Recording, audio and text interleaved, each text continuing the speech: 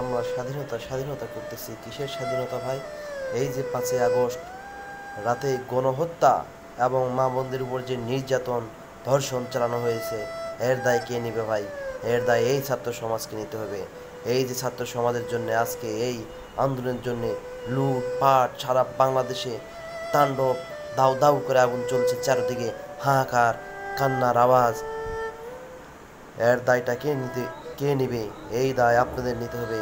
আপনারা যে তাণ্ডব চালিয়েছেন সারা বাংলাদেশে, এর জবাব একদিন আপনারা নিশ্চয় পাবেন। আমার খুবই দুঃখিত নিজেকে ছাত্র বলে পরিচয় দিতে, নিজের উপর ঘৃণা হচ্ছে। আমি এমন সমাজে বাস করে ছাত্র হয়েছি যে ছাত্ররা ছাত্রদের কলঙ্কিত করেছে, ছাত্র সমাজকে কলঙ্কিত করেছে।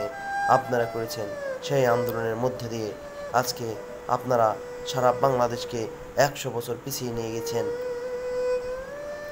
আজকে আমরা কলঙ্কিত হয়েছি শুধু আপনাদের কারণে।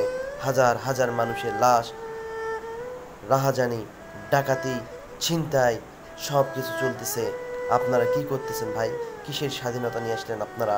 আপনারা এই কি স্বাধীনতা নিয়ে এসেছেন যে আমার মা বোন রাতে ঘুমাতে পারে না ঠিক মতো, আমার ভাই বাসা নেয়, সবাই বাইরে পালাতক। সবাই তো রাজনীতি করে না ভাই, সবাই তো রাজনীতি করে না। কেন তাদের উপর কেন অত্যাচার হচ্ছে? এই অন্যায় অত্যাচার, দোকানদারের লুটপাট, গণহত্যা চলেছে।